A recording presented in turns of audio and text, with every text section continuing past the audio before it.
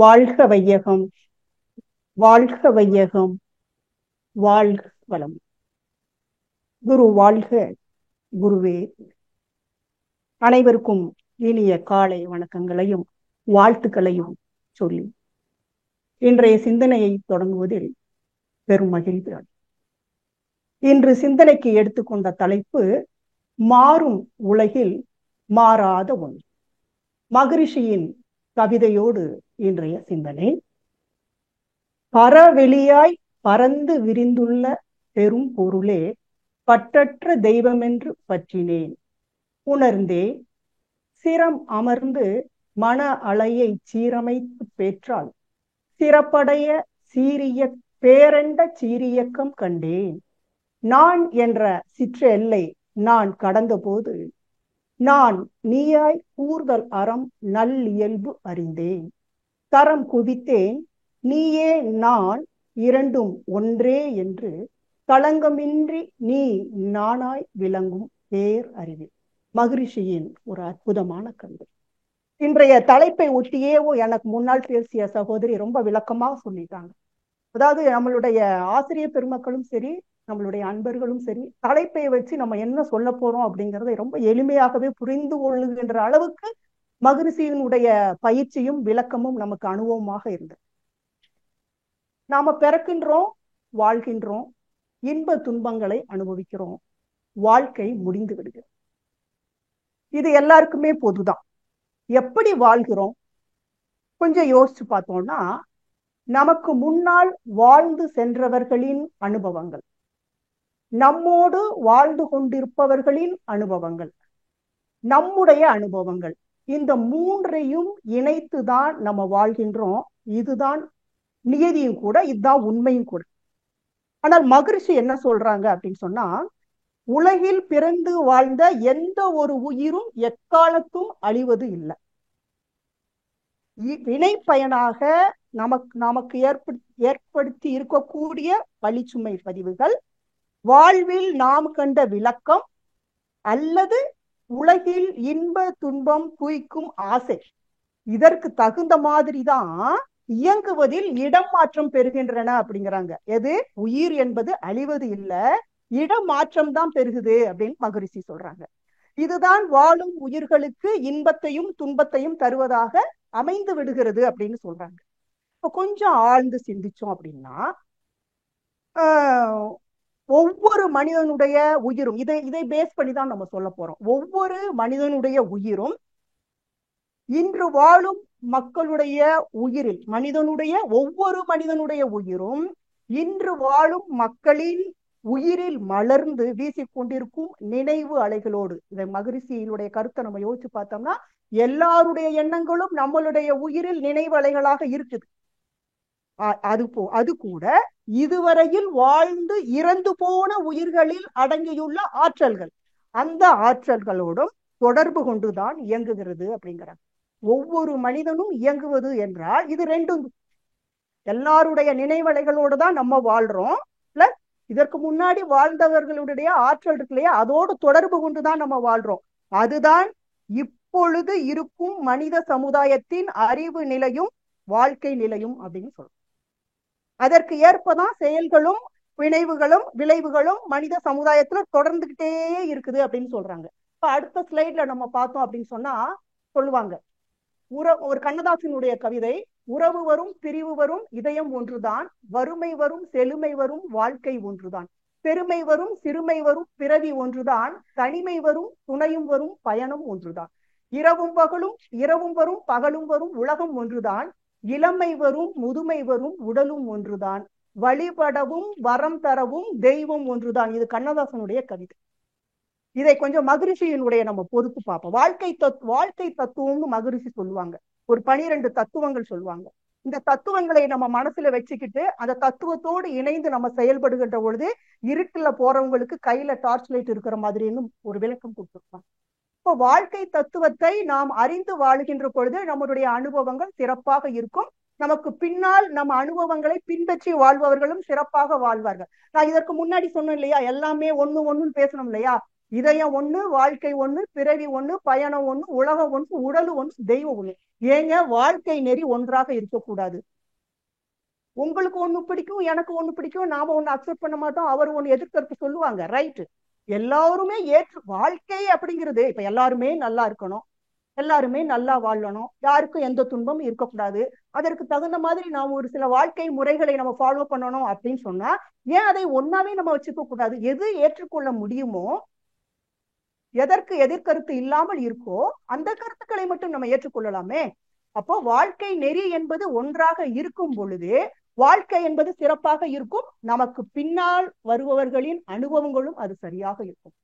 பிறப்பிற்கும் இறப்பிற்கும் இடையில் நம் அறிவின் செயல்களால் இன்பம் மற்றும் துன்பங்களின் தோற்றம், அதனால் ஏற்படும் மாற்றங்களை மனதில் கொண்டு சிறந்த வாழ்க்கைக்கு தேவையான திட்டங்களை அமைத்துக் கொள்ள வேண்டும் என்பது மகரிஷியின் அனுபவ கருத்து. இப்ப நம்ம இதுல எல்லாம் சொல்ல வரோம்னா எல்லாமே நம்ம எந்த ஒரு வாழ்க்கை தத்துவம் எடுத்துக்கொண்டாலும் அதுல இன்ப துன்பம் இருக்கும். அதுல ஆராய்ச்சி பண்ணுங்க, எதுல இன்பம் வருதோ அந்த தத்துவத்தை, அந்த வாழ்க்கை நெறிய மட்டுமே நம்ம ஃபாலோ பண்ணலாம் இல்லையா? அதுதான் பொதுவாக இருக்கும். எல்லாரும் எதை ஏற்றுக்கொள்கிறோமோ, எல்லாருக்கும் எது இன்பம் கொடுக்குமோ அந்த உண்மையை ஏற்றுக்கொண்டு வாழ்வதில் என்ன நமக்கு கஷ்டம்? மகரிஷி ஒரு கவிதையில சொல்லுவாங்க, வாழ வேண்டும் என்று எண்ணி மனிதனாக வந்ததில்லை, எனினும் நாம் பிறந்து விட்டோம், வாழ வேண்டும் உலகில் ஆயுள் உள்ளம். எப்படி? வாழ்ந்தவர்கள் அனுபவத்தை தொடர்ந்து பற்றி வாழவென்ற உரிமை எல்லோருக்கும் உண்டு, வாழ்வோருக்கு சாதகமாய் வாழுங்கள், வாழ உள்ளோர் அனைவரும் ஒன்று கூடி வகுத்திடுவோம் ஒரு திட்டம், வளமாய் வாழ்க. எல்லாரும் சேர்ந்து பேசி ஒரு திட்டம் வகுத்து கொள்ளலாமே அப்படின்னு மகரிஷி சொல்றாங்க.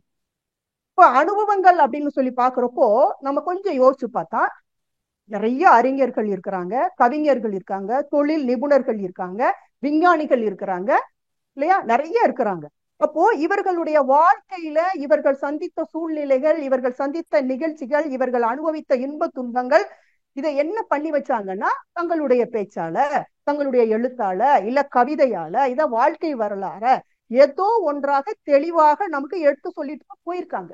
எப்படி எடுத்து சொன்னாங்க? அவரவர் துறைகள்ல தான் அவரவர் சொல்ல முடியும்.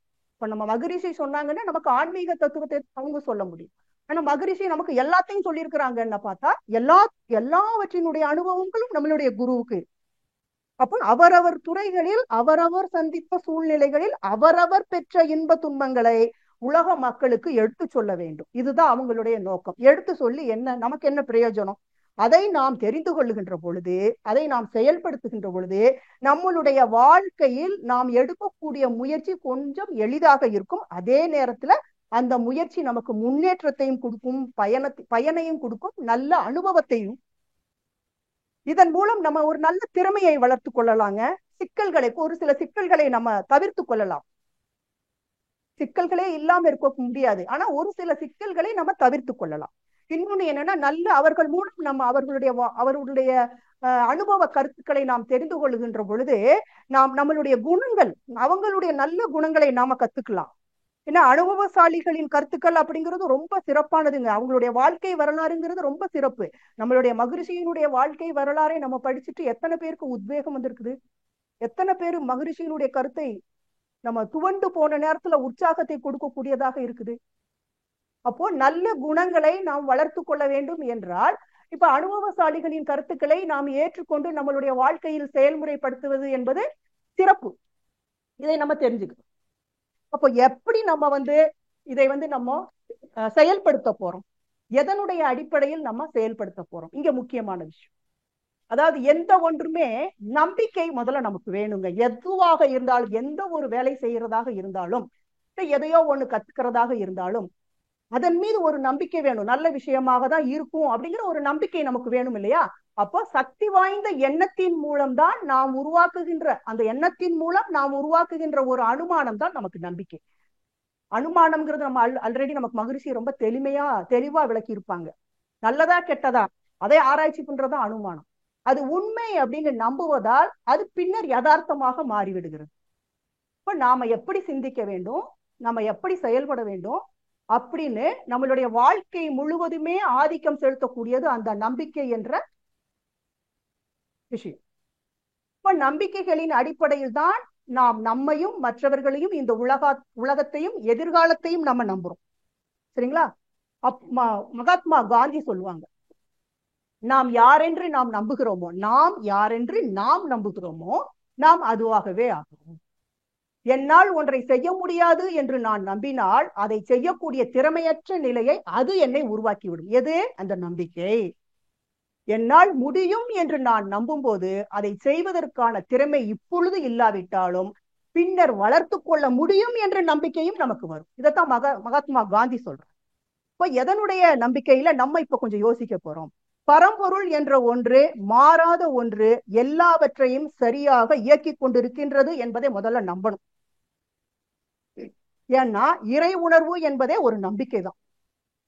ஒரு மிகப்பெரிய சக்தியானது இந்த பிரபஞ்சத்தை இயக்கி கொண்டிருக்கிறது, நமக்கு அப்பாற்பட்ட சக்தி முழுமையாக இருக்கிறது என்ற நம்பிக்கையின் மேல் செயல்களை ஒழுங்கு செய்து கொள்ள வேண்டும் என்பதுதான் அந்த நம்பிக்கை என்ற எண். நம்பிக்கையும் நம்பிக்கை இல்லாததும் பொதுவாக உலக நடப்புகளை அடிப்படையாக கொண்டதுதான். அதே நேரத்துல புற செயல்களை வைத்துதான் நம்ம எதையுமே நம்புறோம். ஏன்னா புற செயல்களை மட்டுமே தான் நம்ம புரிந்தும் கொள்கிறோம். இன்னொன்னு, நம்பிக்கை தான் நமக்கு மிகப்பெரிய பலத்தை கொடுக்கிறது. நம்பிக்கை இல்லைன்னா நம்ம எந்த உண்மையுமே நம்ம உணர்வதற்கு ரெடியாக மாட்டோம். அந்த அடிப்படையில நம்ம கொஞ்சம் சிந்திப்போம். சூரிய மண்டலத்தில் உள்ள அனைத்து கிரகங்களிலும் பூமி சிறப்பு பெற்றது நமக்கு தெரியும். கணக்கற்ற உயிர்களை கொண்டுள்ள சிறப்பு பூமிக்கு உண்டு. கணக்கற்ற உயிர்களை கொண்டுள்ள சிறப்பு பூமிக்கு உண்டு. எண்ணற்ற உயிர்களிலும் மனிதன் சிறப்பு பெற்றவர். எல்லாவற்றையும் அறியும் சிறப்பு மனிதனுக்கு உண்டு. தன்னிடம் உள்ள அறிவை மற்றவர்களுக்கு அளிக்கக்கூடிய திறமையும் மனிதனுக்கு உண்டு. இதை நம்ம நல்லா புரிஞ்சுக்கணும். அப்போ ஒரு வழியில பார்த்தோம்னா இந்த இறைநிலையை முழுமையாக எடுத்து காட்டும் பிரதிபலிக்கக்கூடிய கண்ணாடி மனிதனே என்கிறார் குரு. அறிவு என்பது உயிரை மையமாக கொண்ட ஒரு மெய்ப்பொருள் என்பதை நம்ம முதல்ல நம்பணும். ஏன்னா எல்லாமே நம்பிக்கையின் அடிப்படையில நம்ம சொல்லிட்டோம். அறிவு என்பது முழுமையாக உயிரை மையமாக கொண்ட ஒரு மெய்ப்பொருள். இந்த அறிவிற்குள் அருட்பேராற்றலின் இயற்கை, அந்த இயற்கையின் அத்தனை ரகசியமும் நம் அறிவுக்குள். எப்படி நம்ம பார்க்கணும் அப்படின்னு சொன்னா, பகுத்து பார்த்தல், தொகுத்து பார்த்தல் அப்படின்னு சொல்றாங்க. பிரபஞ்சத்தில் உள்ள ஒவ்வொன்றையும் நாம் பகுத்து ஆராய்ந்து பின்னர் தொகுத்து பார்க்க வேண்டும். இந்த இயற்கை சுரங்கத்தை தன்னிடம் முழுவதுமாக அடக்கி வைத்திருக்கும் மனிதன் என்ற திருவுருவம் முதல்ல இயற்கையை மதிக்க வேண்டும், தூய்மைப்படுத்த வேண்டும் என்பது அறிவின் கடமையும் கூட. அப்போ இந்த இயற்கை அமைப்பை, நிகழ்ச்சிகளை, எண்ணத்தின் ஆற்றலை, சமுதாயத்தை, உலகத்தை, ஆகாயத்தில் மிதந்து கொண்டிருக்கும் பல கோடி அண்டங்களை பகுத்து பார்க்க வேண்டும். பின்னர் என்ன பண்ணணும்? அதை தொகுத்து பார்க்க வேண்டும். எதை வைத்து? நம்மளுடைய அறிவை, இன்ப துன்ப அனுபவங்களை அடிக்கடி ஒப்பிட்டு ஒப்பிட்டு பார்த்து தொகுத்து பார்க்க வேண்டும். இதுதான் நம்மளுடைய அறிவுக்கு அமைதியை கொடுக்கும். அப்போ ஒரு பொருள்தான் பல நிலைகளில் பல இயக்கங்களாக உள்ளது என்பதை நாம் முதலில் தொகுத்து பார்த்து பழக வேண்டும். அங்குதான் அறிவு முழுமைப்படும். இந்த பிரபஞ்சத்தில் உள்ள ஒவ்வொன்றையும் பகுத்து ஆராய்ந்து பின்னர் தொகுத்து ஒன்றாய் புரிந்து கொள்ளும் நிலைகளில் கூட 3 நிலைகளில் புரிந்து கொள்ளலாம் அப்படின்னு சொல்றாங்க. ஒண்ணு என்னன்னா, அறிவுபூர்வமாக புரிந்து கொள்ளுதல். இரண்டாவது அனுபவபூர்வமாக புரிந்து கொள்ளுதல். மூன்றாவதாக யதார்த்த நிலையில் புரிந்து கொள்ளுதல். மகரிஷி ஒரு கவிதையில சொல்லுவாங்க, அறிந்த அனைத்தையும் அறிவித்தோர் இல்லை, அறிவித்த அனைத்தையும் அறிந்தோரும் இல்லை, அறிந்த பலரிடம் அறிந்ததும் அனுபவ அறிவும் இணைந்ததே அறிவின் வளர்ச்சியாகும் அப்படின்னு சொல்லுவாங்க. அதாவது நம்ம ஏற்கனவே நம்ம சொன்னோம் இல்லையா, மற்றவர்களுடைய அனுபவமும் நம்மளுடைய அறிவும் இணைந்ததுதான் நம்மளுடைய வாழ்க்கை அப்படின்னு. இது இருந்தாதான் அந்த அறிவு என்பது வளர்ச்சியாகும். அதுலயும் சொல்றாங்க மகரிஷி, இந்த அறிவில் கூட 4 நிலைகள் சொல்றாங்க. 4 நிலைகள்ல செயல்படுவதாக மகரிஷி சொல்லுவாங்க. ஒண்ணு, இயற்கை தேவையை நிறைவு செய்யும் அறிவு. இயற்கை தேவையை நிறைவு செய்து கொள்ளுகின்ற அளவுக்கு நம்மளுடைய அறிவு வேலை செய்வது ஒண்ணு.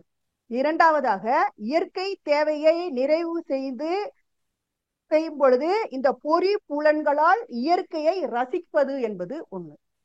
அடுத்ததாக பகுத்தறிவால் இயற்கை ரகசியங்களை ஆராய்ந்து அறிந்து கொள்ளுதல் என்பது ஒன்று. ஆராயும் பக்குவம் பெற்ற நான் யார், எனக்கும் இந்த இயற்கைக்கும் தொடர்பு என்ன, உறவு என்ன, இதை சிந்திக்கும் பொழுதுதான், இது சிந்திக்கக்கூடியது ஒரு அறிவு. இதை சிந்திக்கும் பொழுதுதான் நாம் மற்றவர்களுக்கு உணர்த்தக்கூடியவர்களாக இருப்போம். அப்போ அறிவு இங்க என்னென்னவா இருக்குங்க? அறிவு இருக்கு, அனுபவம் இருக்கு, யதார்த்தம். இதைத்தான் நான் பிரிச்சு போட்டிருக்கேன். அதாவது அறிவுபூர்வமாக சிந்தித்தல் அப்படிங்கிறது ரைட்டு. ஆனா இது ஆம்னு ஒத்துக்கிறதுங்க. ஆனா எனக்கு எல்லாம் தெரியும் என்ற முனைப்பு வந்து விடுகிறது. அந்த இடத்துல ஒரு குழப்பம் வந்துவிடும். இன்னொன்னு, நான் அறிவாளிதான், நான் எல்லாத்தையும் ஆம்னு ஒத்துக்கிறேன், தன்முனைப்பு என்கிட்ட இருக்கு. ஆனா எதிரில் இருக்கக்கூடிய ஒரு அறிவாளி நல்ல ஒரு உண்மையான ஒரு கருத்தை சொல்லுகின்ற பொழுது அங்க நான் முட்டாளாகிறேன். இதையும் நாம் என்ன பண்ணணும்? இதையும் நம்ம என்ன பண்ணணும்? புரிஞ்சுக்கிறோம். அடுத்ததாக அனுபவபூர்வமாக புரிந்து கொள்ளுதல். இப்ப இந்த அனுபவபூர்வமாக புரிந்து கொள்ளுதல் அப்படிங்கிறது என்னன்னா, உணர்ந்து புரிந்து கொள்ள வேண்டும். நான் இங்க ஒரு பிக்சர் நம்ம போட்டிருக்கிறேன். நானு உணர்ந்து புரிந்து கொள்ளுதல் அப்படிங்கிறது நம்ம தவம் பண்ணுகின்ற பொழுது எப்படி உணர்ந்து நம்ம புரிந்து கொள்ளுவோம். இந்த உணர்வதற்கு நான் பல முயற்சிகளை நான் எடுக்கணும். இதை நம்ம புரிஞ்சுக்கணும். மூன்றாவதாக யதார்த்தம். யதார்த்தம் அப்படிங்கிறது நிச்சயமானது, மறுக்க முடியாதது. இதுல என்னங்க, அறிவும் அனுபவமும் இணைந்து இருக்கும். இந்த யதார்த்தத்துல அறிவும் அனுபவமும் இணைந்து இருக்கும். சரி, இன்னும் கொஞ்சம் யோசிச்சு பார்த்தோம் அப்படின்னா, எப்படி நம்மளுடைய அனுபவங்கள் எப்படி மாறி இருக்கு அப்படின்னு நம்ம பாக்குறோம். அதாவது விலங்குகளை போல காட்டிலும் குகையிலும் வாழ்ந்த காலம் இப்ப மாறிடுச்சு.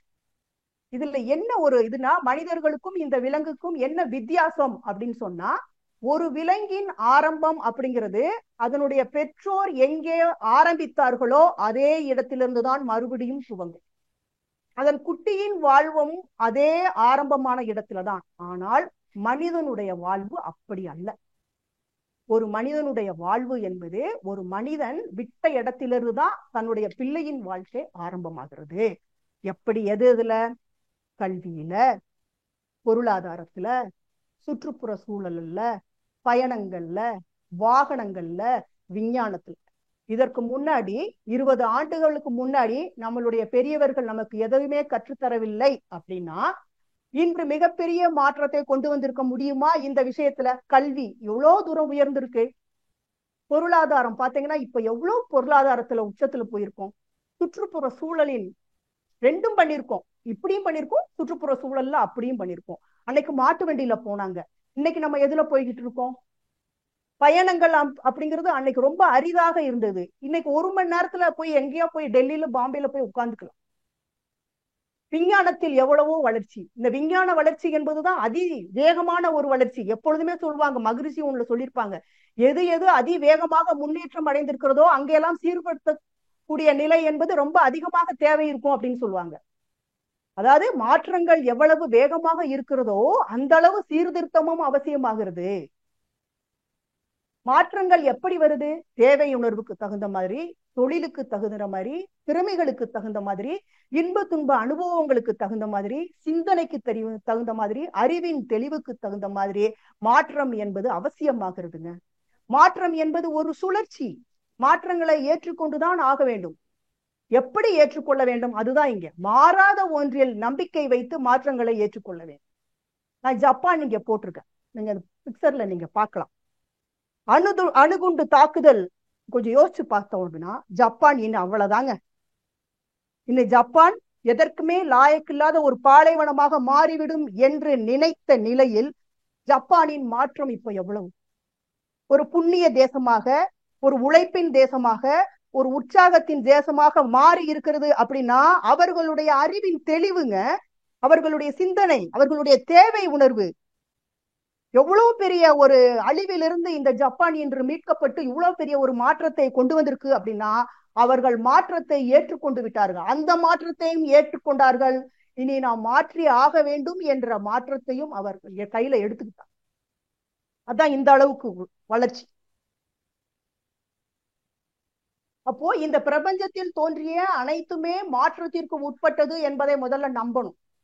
அதே நேரத்துல அழியக்கூடியது என்பதை நம்ம நம்பணும்.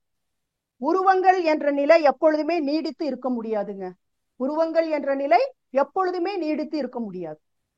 பிரபஞ்சத்தில் தோன்றிய எந்த ஒன்றின் மாற்றமும் நேர்முகமாகவோ மறைமுகமாகவோ எல்லாவற்றிலும் பிரதிபலிக்க கூடியது என்பதை முதல்ல நம்பணும். இதுல எடுத்துக்காட்டு போட்டிருக்கேன். ஒரு தட்பவெட்ப சூழ்நிலை மாறுது, இங்க எல்லா உயிரினங்களிலும் ஒரு மாற்றம். பருவநிலை மாறுது, எல்லாத்துலயும் மாற்றம். ஒரு புயல் உருவாகுது, ஒரு சூறாவளி வருது, ஒரு பூகம்பம் வருது, ஒரு வெள்ளம் வருது. இவை அனைத்துமே உயிரினங்களில் பல்வேறு மாற்றங்களை கொடுத்து கொண்டே இருக்கிறது. நீங்க யோசித்து பார்த்தோம், இவர்களுடைய ஒரு பூகம்பம் வந்தது, ஒரு வெள்ளம் வந்தது, ஒரு பருவநிலை வேறுபாடு, ஒரு புயல் வந்துருச்சுங்க. எவ்வளவு மாற்றங்கள். நம்ம இதெல்லாமே நம்ம பார்க்கல, நம்ம வேணா அதை உணரல. ஆனா டிவியை பார்த்து நம்ம தெரிஞ்சுக்கிட்டோம், இத்தனையும் நம்ம தெரிஞ்சுக்கிட்டோம். இப்போ அவர்களுடைய இதை சந்தித்தவர்களுடைய உடலிலே மனதில எவ்வளவு மாற்றங்கள் நம்ம யோசிச்சு பாருங்க. விஞ்ஞானம் வளர்ந்திருக்கு, கண்டிப்பாக. பொருள் துறையில் முன்னேற்றம் கண்டிப்பாக இருக்கு. ஆனால் அழிவும் கூடவே உருவாகி விட்டதே. ஒவ்வொரு நிமிஷத்திலையும் எத்தனையோ எரிக்கற்கள் மேல இருந்து விண்மீன்கள் பூமியை நோக்கி வந்து கொண்டே இருக்குது. அதற்கு அது அழிவு, நமக்கு இங்க மாற்றம். பல கதிர்வீச்சுக்கள் பூமியின் மீது பாய்ந்து கொண்டே இருக்கிறது. அப்படி பாய்கின்ற பொழுது இங்கே வாழும் உயிரினங்கள் அது பிரதிபலித்துக் கொண்டே இருக்கிறது. 10 ஆண்டுகளுக்கு ஒரு முறை சூரியனின் மேற்பரப்பில் பெரிய வெடிப்பு இருக்குதுன்றாங்க, பெரிய கொந்தளிப்பு ஏற்பட்டுட்டே இருக்குன்றாங்க. அப்பொழுதெல்லாம் பூமியின் மிகப்பெரிய மாற்றங்கள் நடக்கின்றன. அந்த மாற்றம் உயிரினங்களிலும் மிகப்பெரிய தாக்கத்தையும் மாற்றத்தையும் உருவாக்கி இருக்கிறது. இதுவரைக்கும் சொல்றாங்க நம்பிக்கை. காலநிலையில மாற்றம், எரிமலை. இப்ப நம்ம அமெரிக்காவில பாத்தீங்கன்னா எவ்வளவோ எரிஞ்சுக்கிட்டு இருக்குங்க, தீப்பிடிச்சு எரிஞ்சிட்டு இருக்குது. அப்போ நம்மளுடைய உடல்ல கொஞ்சம் யோசிச்சு பாருங்க. இத்தனையும் ஒரு இந்த பருவ காலங்கள் மாற்றம், தட்பவெட்ப மாற்றம், ஒரு வெள்ளம், ஒரு வறட்சி வருது, அதெல்லாம் விட்டுருங்க. நம்ம சொல்றோம் இல்லையா, யதார்த்த நிலையில நம்ம யோசிக்கிறோம் அப்படின்னு சொல்றோம் இல்லையா, நம்மளுடைய உடல்ல நம்மளுடைய மாற்றத்தை கொஞ்சம் யோசிச்சு பாருங்க. நம்ம உடல் என்பது மிகப்பெரிய ஒரு கடலுங்க, நம்பணும். ஏற்கனவே நம்ம குரு நல்லா சொல்லியிருப்பாங்க, இந்த பிரபஞ்சம் அத்தனையும் நமக்குள்ள இருக்குன்னு சொல்லியிருப்பாங்க. அப்போ இது ஒரு நுண் பிரபஞ்சம். நம்ம உடல் என்பது ஒரு நுண் பிரபஞ்சம். உடலில் உள்ள ஒவ்வொரு உறுப்பும் அவசியமான ஒரு பணியை ஏற்றுக்கொண்டு செஞ்சுக்கிட்டே இருக்குது. அதுக்கு ரெஸ்டே கிடையவே கிடையாது. இந்த உறுப்புகள் கொஞ்சம் லேசா நிறுத்தி ரெஸ்ட் எடுத்துருச்சுன்னா என்னத்துக்கு ஆகுங்க? நாம் சாப்பிடும் உணவு 7 தாதாக மாற்றம் ஆடுது போட்டுக்கலையா? உணவின் மாற்றம் விந்துநாதம் நமக்கு தெரியும். இப்ப இந்த விந்துநாதத்தின் மாற்றம் தான் சக்தி என்பது. கோள்களின் சுற்றோட்டத்திற்கு தகுந்த மாதிரி நம்மளுடைய உடல்ல மாற்றம். அமாவாசை பௌர்ணமி வருதா, இங்க நம்மளுடைய உடல்ல மாற்றம் வருது. உணவின் தன்மை, உடலில் மாற்றம் நமக்கே தெரியும். இந்த மாதிரி பர்கர் எல்லாம் சாப்பிட்டா எப்படி நம்மளுடைய உடல்ல மாற்றம் வரும்? நோய் தான் வரும். குழந்தைங்களுக்கு அது தெரியறது இல்லை. எப்ப தெரியும்? 35 வயசுக்கு மேல தெரியும், 30 வயசுக்கு மேல தெரியும். எண்ணங்களுக்கு ஏற்ப நமக்கு மாற்றம். இத உடல்ல நல்ல எண்ணங்களோடு இருக்குமா, உடல் சுறுசுறு சுறுசுறுன்னு இருக்குங்க. இதை நான் சொல்றப்ப கூட எனக்கு ஒரு எக்ஸாம்பிள் எனக்கே ஞாபகம் வரும். எனக்கு இந்த மாதிரி ஒரு ப்ரோக்ராம் இருக்குது, நம்மளுடைய மனவளக்கலை பத்தி வகுப்பு இருக்குது, வெளியில ஸ்பீச் இருக்குது அப்படின்னு சொன்னா என் உடல் ரொம்ப ரொம்ப சுறுசுறுப்பாயிருங்க. அதை நோக்கிதான் போகும். செயல்களுக்கு ஏற்ப மாற்றம். நம்மளுடைய செயல்கள் எப்படி இருக்குதோ அதற்கு தகுந்த மாதிரி மாற்றம். பதிவுகளுக்கு ஏற்ப நம்மளுடைய உடலில் மாற்றம். நோயாகவோ, மகரிஷி சொல்லியிருப்பாங்க இல்லையா, நோயாகவோ சிக்கல்களாகவோ ஏதோ ஒண்ணு நம்மளுடைய மாற்றம். அப்போ ஒவ்வொரு அணுவும் அனைத்து புலன்களிலும் செய்யக்கூடிய ஆற்றல் உடையது. அதே நேரத்துல ஒரே உயிரணுதான் இந்த முழு உடம்பாக மாற்றம் அடைந்திருக்கிறது. அப்ப இங்க என்ன தெரிஞ்சுக்கிறோம்? அணுக்களும் தங்களை மாற்றிக்கொள்ளக்கூடிய நிலையில தான் இருக்குது. அணுக்கள் தங்களுடைய மாற்றிக்கொள்ளும் நிலையை நம்ம நிலை மாற்றம்னு சொல்லுவோம். மகிழ்ச்சி எக்ஸாம்பிள் சொல்லியிருப்பாங்க. ஆப்பிள் என்பது அணுக்களின் தொகுப்புன்னு சொல்லியிருப்பாங்க. அதனுடைய நிலை மாற்றம் என்ன? அணுகள். அணுக்கள் பிரிஞ்சு போயிருது அணுகல்ல. அப்போ ஒரு நிலையிலிருந்து மற்றொரு நிலைக்கு செல்லும் பொழுது எந்த ஒரு மாற்றமும் ஒழுங்கான நிலையில இருக்கணும். இங்க அதுதான் பிரச்சனை. ஒழுங்கு நிலையில் இல்லாத மாற்றம் குழப்பத்தை தரும். இப்ப மாற்றத்தை புரிந்து கொண்டு வாழ்ந்தால் தெளிவு. அதுதான் கண்ணதாசன் ஒண்ணு சொல்லியிருப்பாங்க, எங்கே வாழ்க்கை தொடங்கும் அது எங்கே எவ்விதம் முடியும், இதுதான் பாதை இதுதான் பயணம் என்பது யாருக்கும் தெரியாது. பாதையெல்லாம் மாறிவிடும், பயணம் முடிந்துவிடும். மாறுவதை புரிந்து கொண்டால் மயக்கம் தெளிந்துவிடும். அப்போ மாற்றத்தை புரிந்து கொண்டு வாழுகின்ற பொழுது நம்மளுடைய வாழ்க்கையில் தெளிவு இருக்கும். சரி, உடல் மாற்றம் மட்டுமா? மன மாற்றத்தை கொஞ்சம் யோசிச்சு பாருங்க. 5 விஷயங்கள் மனத்தை மாற்றுகின்றன அப்படின்னு சொல்றாங்கங்க. இடம். இப்ப நம்ம குளிரான ஒரு பிரதேசத்துக்கு போயிட்டோம்னு வைங்களேன், நம்மளுடைய மனதில் ஒரு குதூகலம் நமக்கு இருக்குங்க. ஒரு ஒரு நம்மளுடைய ஊட்டி கொடைக்கானல் எல்லாம் போயிட்டா அப்படிங்கன்னா நம்மளுடைய உடல் அப்படியே ஒரு மாதிரி உள்ளுக்குள்ள அப்படியே குரு குரு குரு குரு. நமக்கு ஒரு பிடிக்காத ஒரு இடத்துல போய் நின்னோம்னா நம்மளுடைய மனம் வேற மாதிரி மாறிடும். காலத்திற்கு தகுந்த மாதிரி மாறும். கொஞ்சம் யோசிச்சு பார்த்தோம்னா, காலத்தை நாம் தள்ளுகின்ற பொழுது சலிப்பு. தள்ளுகின்ற பொழுதுன்னா என்ன, போகவே மாட்டேங்குது, நேரமே போக மாட்டேங்குது. ஏதாச்சும் ஒண்ணு நாளைக்கு நடக்கணும்னா அந்த நாளைக்கு நடக்கணும் அப்படின்னு நம்ம எதிர்பார்த்தோம், அது நமக்கு பிடிக்க வேண்டியது. ஆனா இந்த ஒரு நாள் தள்ளுறது எனக்கு ரொம்ப கஷ்டமா இருக்கு. மனசு எத்தனையோ குழப்பங்கள்ல இருக்கு, நாளைக்கு வராதா நாளைக்கு வராது. காலம் நம்மை தள்ளும் பொழுது அதிர்ச்சி.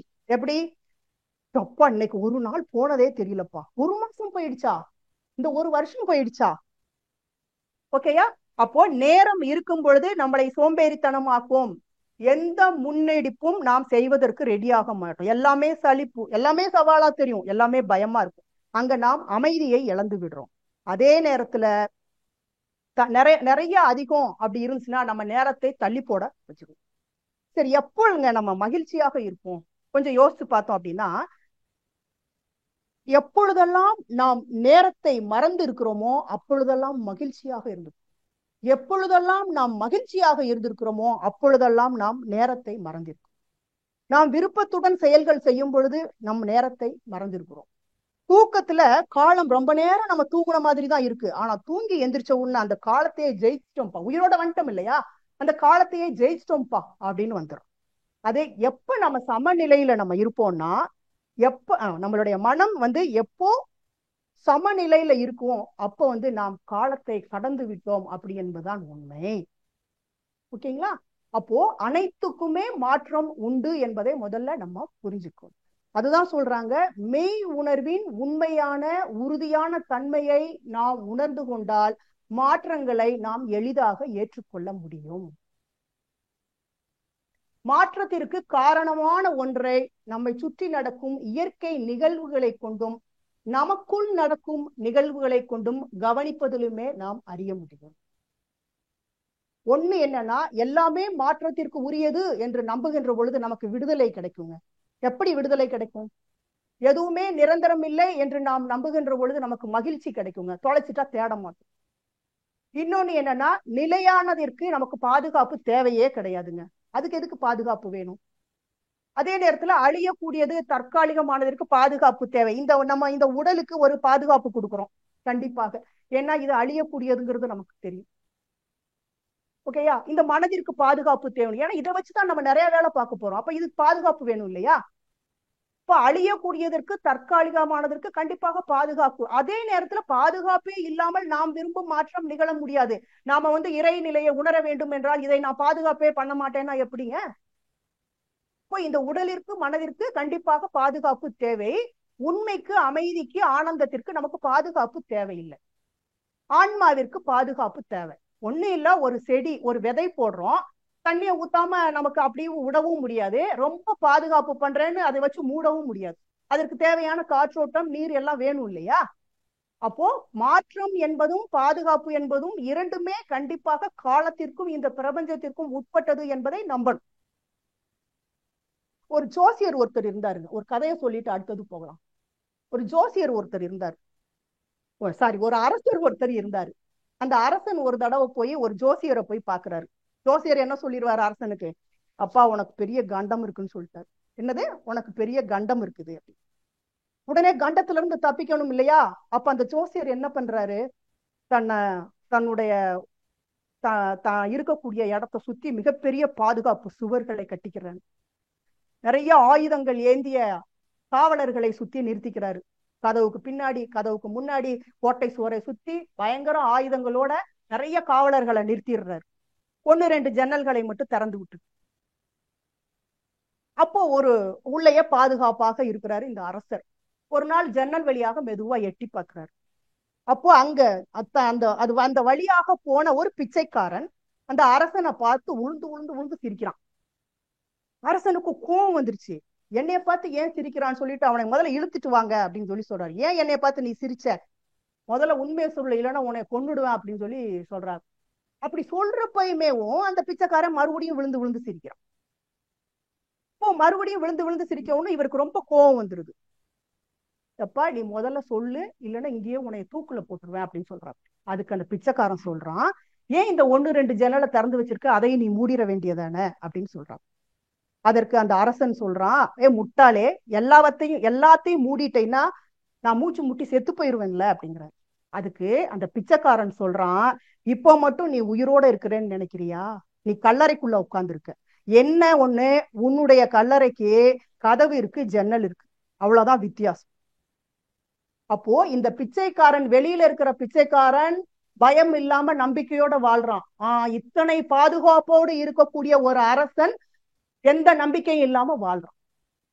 அப்போ முழுவதுமாக ஒரு பாதுகாப்பை நாம் ஏற்படுத்தி கொண்டாலும் மாற்றத்தை கண்டிப்பாக நாம் ஏற்றுக்கொள்ள முடியாது. அப்போ எந்த ஒரு மாற்றத்தையும் ஏற்றுக்கொள்ளும் தைரியம் இல்லாமல் இருந்தால் மாறும் உலகில் வாழ்வது மிக மிக கடினம் என்பதை புரிந்து கொள்ள வேண்டும் என்பதற்காக தான் இந்த கவிதை. சரி, எதன் மீதுங்க நம்பிக்கை வைக்கணும்? சரி, இதற்கு முன்னாடி இன்னொன்னு நம்ம போயிடலாங்க. இந்த உடல் மாற்றம் மனமாற்றம் நம்ம சொல்றப்போ இந்த கொரோனா ஒண்ணு வந்துச்சு இல்லைங்களா, அது எவ்வளவு பெரிய மாற்றத்தை கொடுத்துருச்சுங்க. ஒரு நுண்ணுயிரி எவ்வளவு ஒரு மாற்றத்தை கொண்டு வந்துச்சு. 2021 ஒரு மாற்றம் வந்துச்சு இல்லையா. அப்போ ஒரு நுண் உயிரி, கண்ணுக்கு தெரியாத ஒரு நுண்ணுயிரி, அதுவே பல மாற்றங்கள் ஆயிடுச்சாமா. அந்த ஒரு நுண் உயிரி இந்த உலகத்தையே ஒரு புரட்டு போட்டு போயிடுச்சு. அதாவது ஒவ்வொரு அணுவும் மாற்றத்தை அடைகின்றனங்கிறத நம்ம படிச்சோம். காற்று, மழை, காலநிலை, தட்பவெப்பம், மனித மனம் எல்லாமே. இன்னொன்னு சொல்ல போனா காலம் சில மாற்றங்களை தந்துட்டு தான் போச்சு. சூழ்நிலைகள் சில மாற்றங்கள், தேவைகள் சில மாற்றங்கள், பழக்கங்கள் சில மாற்றங்கள், இந்த ஒட்டுமொத்தத்தையும் மாற்றி போட்டது கொரோனா. புரட்டி போட்டுருச்சுங்க. என்னென்னலாம் கொண்டு வந்துச்சுங்க? உறவுகளின் உன்னதங்கள்ல ஒரு மாற்றம் கொண்டு வந்துச்சுங்க. அதே போல தேவைகளை குறைத்து வாழ முடியும் என்ற ஒரு மாற்றத்தை நமக்கு கொடுத்துச்சு. அதே போல மனித ஒழுக்க முறைகள்ல ஒரு மாற்றம். தனியா இரு, மகிழ்ச்சி இல்ல, நம்ம ஆன்மீகம் என்ன சொல்லுது, உன்னை உணரு, உன்னை காப்பாத்திக்கோ அப்படின்னு தானே சொல்லுது. அதைத்தானே கொரோனாவும் சொல்லுச்சு. உணவு முறையில மிகப்பெரிய மாற்றம். வாழ்வியல் நெறிமுறைகள்ல ஏழை பணக்காரன் ஜாதி ஒண்ணுமே வித்தியாசம் இல்லைங்க. அந்த கொரோனாவுக்கு எதுவும் தெரியல, நமக்கும் எதுவும் தெரியாம ஆக்கிடுச்சு. அதை உணர்த்திட்டு போயிடுச்சு. சமீபத்துல ஒரு டாக்டரோட பேட்டி நான் பார்த்தேங்க. அதாவது அந்த மைக்ரேன் இது கொரோனாவை சொல்றாங்க கடவுள்ல முடிஞ்சுதாமா, தன்னை முடிச்சுக்கிடுச்சான், ஓமைக்ரான்ல முடிச்சுக்கிடுச்சாம். அந்த மருத்துவர் ஒண்ணு சொல்றாருங்க, அந்த கொரோனா காலத்துல நாங்க மருந்துகளை நம்பல, சரிங்களா, மருந்துகளை நாங்க கொடுத்தோம். இந்த கொரோனாவை அழிக்கிறதுக்கு, கொரோனால இருந்து காப்பாத்துறதுக்கு நாங்கள் நம்பியது இயற்கையை, இறைவனைன்னு சொல்லிட்டாரு. சாதாரணமா ஒரு ஆபரேஷன் பண்ணாவேவும், ஆபரேஷன் பண்றது நானுங்க, என்னுடைய அறிவுக்கு நான் ஆபரேஷன் பண்றேன். ஆனால் அதனுடைய ரிசல்ட் கொடுத்தது ஏதோ ஒரு சக்திங்க, ஆண்டவனுடைய சக்தி. இதை சொல்லுவது ஒரு மருத்துவர். ஒரு மருந்தை நான் கொடுக்குறேங்க, ஆனா அந்த மருந்து அவனுக்கு ரிசல்ட்டை கொடுக்கணும்னா நான் கிடையாதுங்க, அது ஆண்டவனுடைய சக்தி. அது ஏதோ ஒரு சக்தி, இயற்கை சக்தி. எத்தனை நாள் ஒரு மருத்துவர் ஒருத்தரை குணப்படுத்தி விட முடியும்? எத்தனை நாள் ஒரு மருத்துவர் ஒருவரை காப்பாற்றி விட முடியும்? அவரும் மனிதர் தானே. அப்போ எல்லாவற்றையும் யாரோ ஒருத்தர் கையில வச்சுட்டு எல்லாம் நடந்துட்டு இருக்குது. அதைத்தான் இங்க நான் சொல்ல வர்றேன். அனைத்து மாற்றத்திற்கும் காரணம் மாறாத ஒன்று. நம்ம ஏற்கனவே சொல்லிட்டோம். மெய்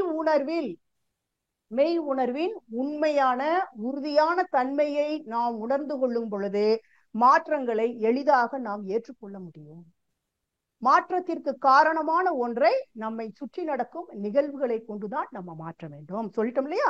அப்போ மெய் உணர்வு பெற்ற குரு வழியால் அறம் பயின்று இறைநிலை விளக்கம் பெறும் பொழுது தடம் மாறிய நம்மளுடைய மன ஓட்டம் நேர்மையான இயக்கத்திற்கு வரும். துன்பத்திலிருந்து கண்டிப்பாக விடுதலை கிடைக்கும்.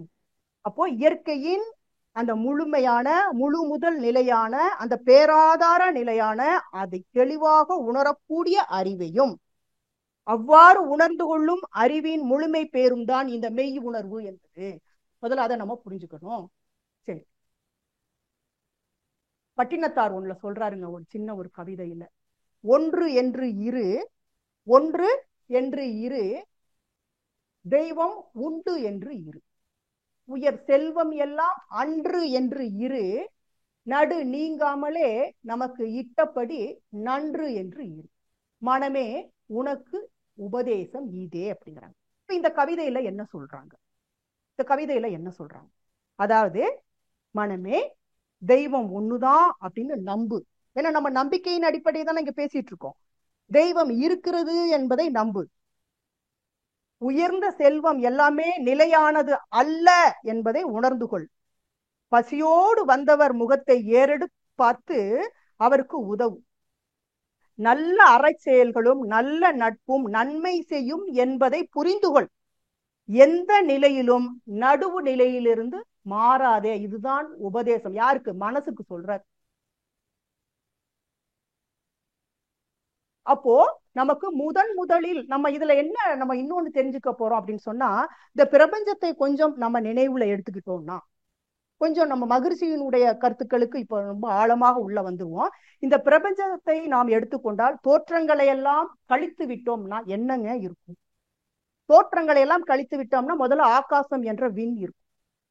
அந்த ஆகாசம் என்ற விண், அந்த ஒரு நுண்ணிய இயக்கம், அதுதான் இந்த நட்சத்திரங்கள். அதுல இருந்து அந்த நுண்ணிய இயக்கம் என்ற விண்ணிலிருந்து தான் நட்சத்திரங்கள் வரை எல்லாத்தையும் நம்ம யோசிச்சு பார்த்தோம்னா தன்னியக்கம்ன்றாங்க.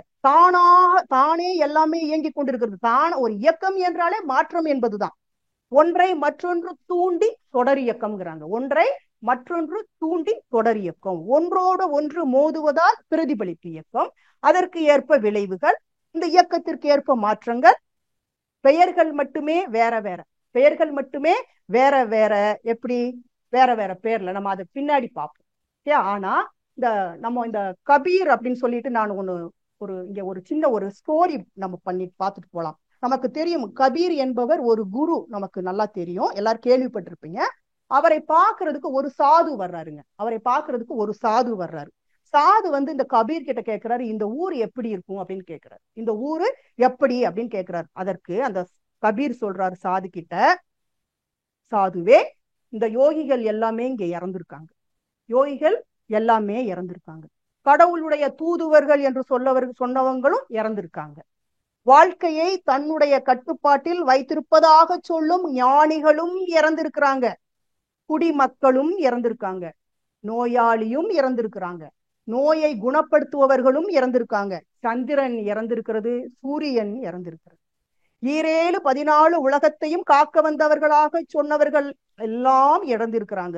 33 என்னமோ கோடிகள் சொல்றாங்க, 30 கோடிகள் அவர்களும் இறந்திருக்கார்கள். நீ எந்த நம்பிக்கையில இங்க வந்தேன்னு கேட்கிறார். இந்த ஊரு காலச்சக்கரத்திற்கு மிகப்பெரிய விளையாட்டு மைதானம். தயவு செய்து இங்க ஏன் தொலைஞ்ச, இந்த ஊருக்கு ஏன் தொலைஞ்ச அப்படின்னு கேட்கிறாரு. அதோட நிக்கல அவரு. இந்த ஊர்ல பெயரிடப்படாத பெயர் மட்டும் வாழ்ந்து கொண்டே இருக்கிறது அப்படிங்கிறார். அதை தவிர உண்மை இங்க இல்லவே இல்லை அப்படிங்கிறார். இப்போ இந்த பெயரிடப்படாத அப்படின்னு நம்ம யோசிச்சப்ப கொஞ்சம் யோசிக்கும். அப்படின்னு சொல்வதின் அர்த்தம் என்ன? ராமா, கிருஷ்ணா, அல்லாஹ், இயேசு, இறைவனுக்கு உருவத்தையும் பெயரையும் வைத்து நம்ம வணங்கிட்டோம். ஆனால் இந்த பிரபஞ்சம் முழுவதுமே இறைத்தன்மை உடையது. இந்த பிரபஞ்சம் முழுவதும் இறைத்தன்மை உடையது. அதற்கு உருவம் என்பது கிடையாது, பெயர் கிடையாது, அதற்கு அழிவு இல்லை, அதற்கு தோற்றமும் இல்லை, அதற்கு முடிவும் இல்லைங்கிறத நம்ம புரிஞ்சுக்கிறோம் இந்த கவிதையில. இன்னொன்னு என்னன்னா, இறப்பிலும் மாற்றம் என்பது இருக்கு. எல்லாரும் இறந்து போவாங்க, அதை முதல்ல நம்பணும். யாரும் உயிரோட நிலை யாருக்குமே கிடையாது. ஆனா இறப்பிலும் மாற்றம் இருக்குது. நம்ம நினைச்ச மாதிரி முடியாது. எத்தனை ஞானிகளாக இருந்தாலும் அங்க ஒரு சக்தி அதுதான் வழி நடத்தணும். நான் இத்தனை மணிக்கு சாகுறேன், இத்தனை மணிக்கு நான் என்னுடைய சமாதி பண்ண போறேன்னு அந்த சக்தி முடிவு பண்ணணும். இந்த சக்தி முடிவு பண்றதுனால எதுவும் நடக்க போறது இல்லை. அப்போ முதலில் நமக்கு தெரியும், ஆதியில நமக்கு தெய்வமாக தெரிஞ்சது அதுங்க. அதற்கு முன்னாடி இன்னொன்னு நம்ம பார்த்துட்டோம்.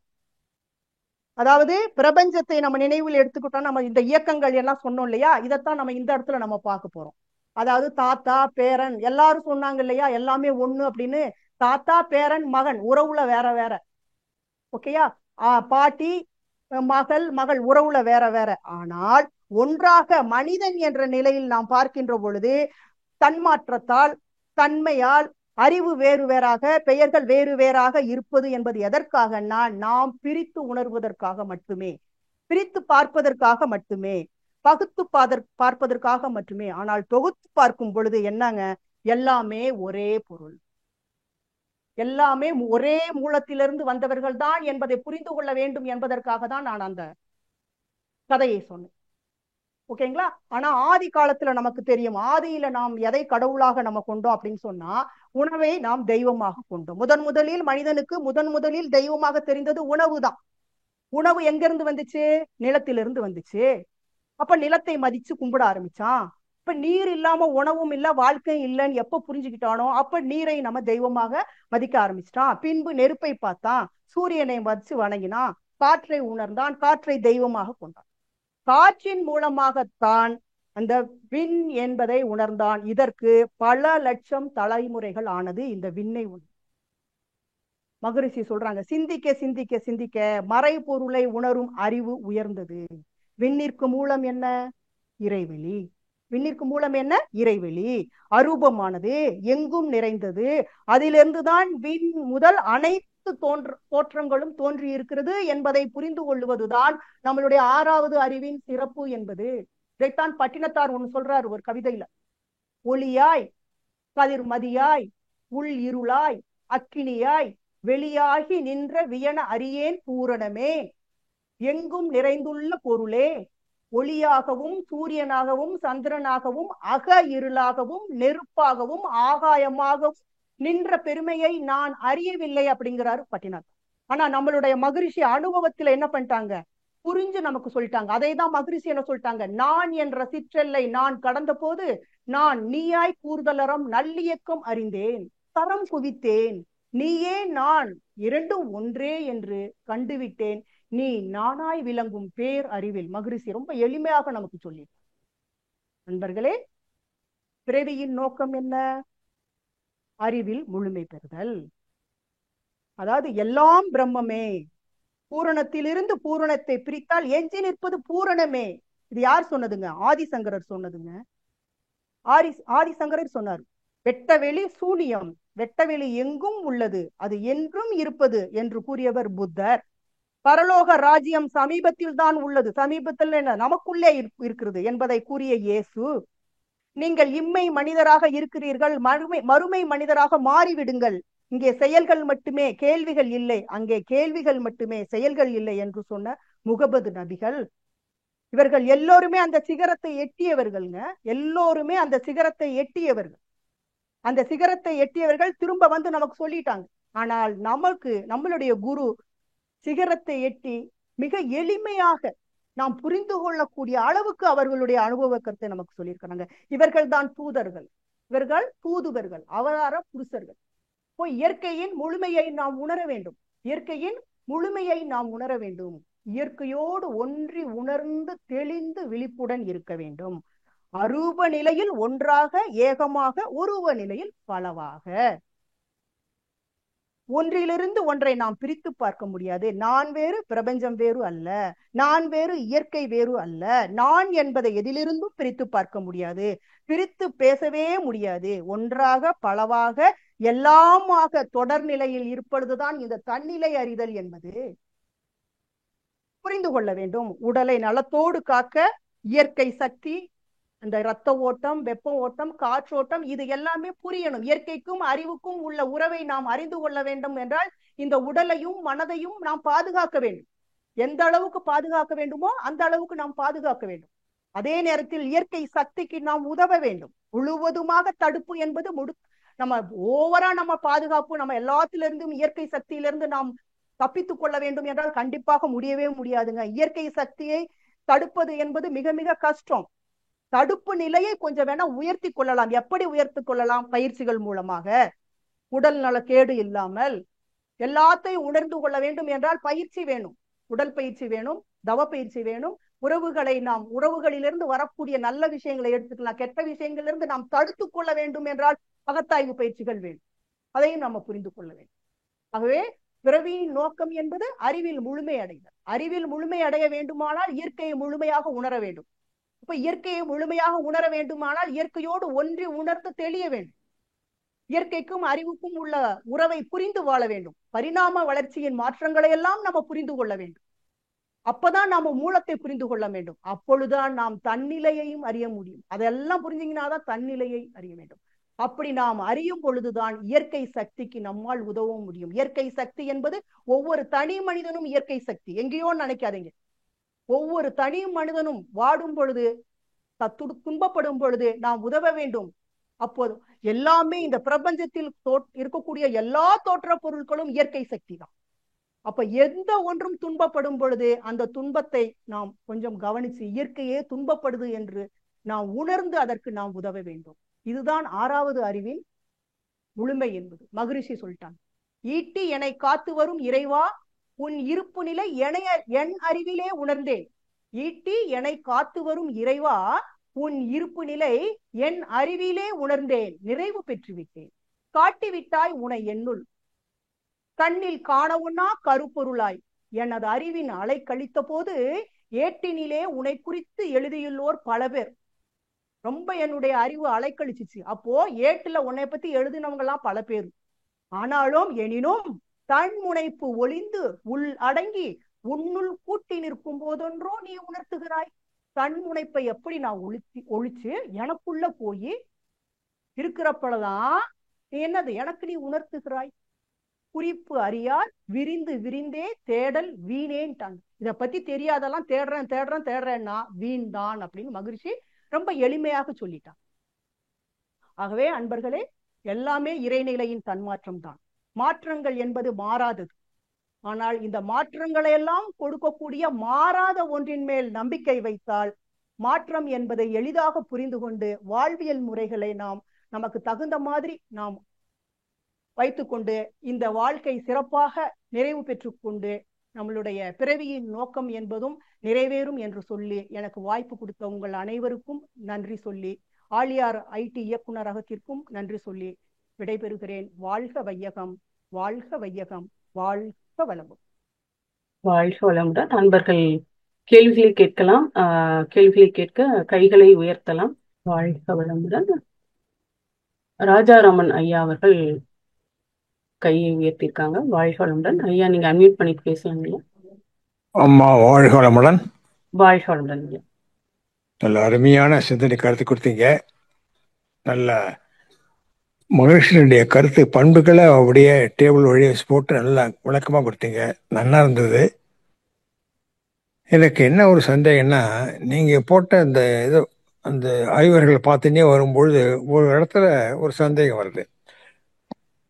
அதாவது மனுஷனை தவிர்த்து மித்த ஜீவங்கள்லாம் அதுகள் ஆரம்பத்திலேருந்தே தன்னை பெற்றர்கள் மாதிரியே குஞ்சுகளும் வளருதுன்னு சொன்னீங்க. மனுஷன் மட்டும் மனுஷனை விட்டு போனதுலேருந்து வளரான்னு சொல்றீங்க. அது கொஞ்சம் புரியாம இருக்கியா? அது எப்படி? அது வாழ்க வளமுடன் ஐயா. நம்ம ஒரு உதாரணத்துக்கு ஒண்ணு சொல்றேன். கொஞ்சம் வாய்ஸ் கொடுக்கணும். கேக்குதுங்களா? வாழ்க வளமுடன். இப்ப உதாரணத்துக்கு ஒண்ணு எடுத்துக்கிட்டோம்னா, இப்போ என்னுடைய வீட்டுல நான் எவ்வளவு பொருளாதாரம் வச்சிருக்கிறோனோ அதை நான் அப்படியே விட்டுட்டு போயிடுவேன். அடுத்து என் பையன் அதை அப்படியே கண்டினியூ பண்ணுவேன். அந்த ஒரு உதாரணத்தை தான் நான் சொல்லியிருக்கிறேன். இதே போலதான் எல்லாமே. இப்ப நான் டாக்டர் அப்படின்னா என்னுடைய டாக்டர் தொழில என் பையன் அடுத்து அவன் கொஞ்சம் கண்டினியூ பண்ணிட்டு போவான். ஓகே ஓகே ஓகே, இப்ப புரியுதுமா. சரி, நன்றிம்மா. ஓகே, நன்றி. வாழ்க வளமுடன். நன்றி ஐயா. அடுத்ததாக வேற யாருக்கும் கேள்விகள் இருந்தால் கைகளை உயர்த்தி அம்மாவிடம் கேள்விகளை கேட்டு தெளிவுபடுத்திக் கொள்ளலாம்.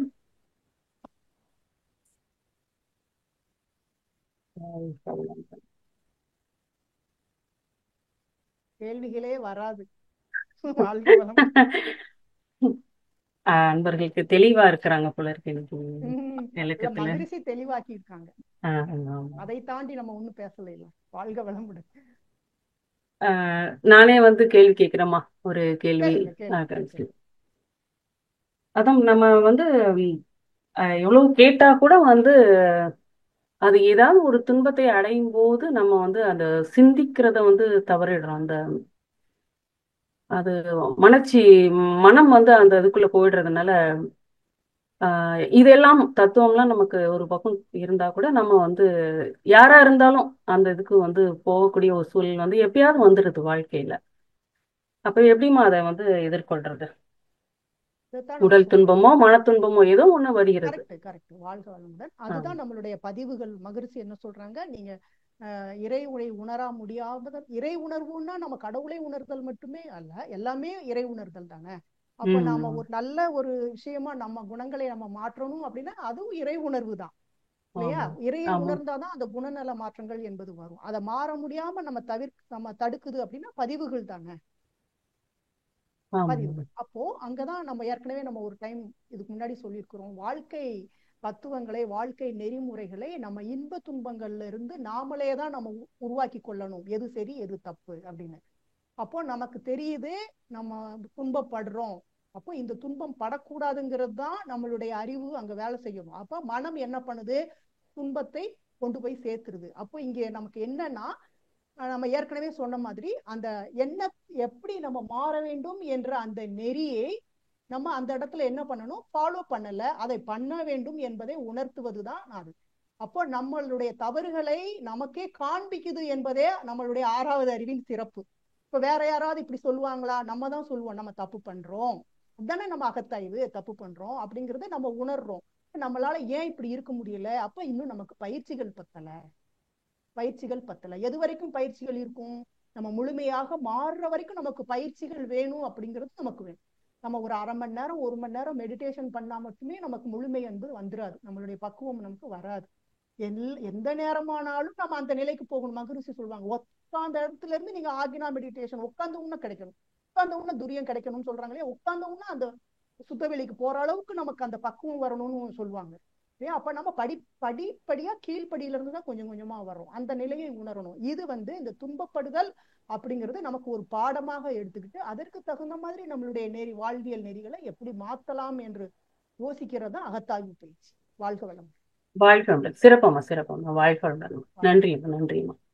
அடுத்ததாக ஜெயலட்சுமி அம்மா ஹேண்ட் ரைஸ் பண்ணியிருக்காங்க. வாழ்க வளமுடன். ஜெயலட்சுமி அம்மா அன்மியூட் பண்ணிட்டு பேசலாங்கம்மா.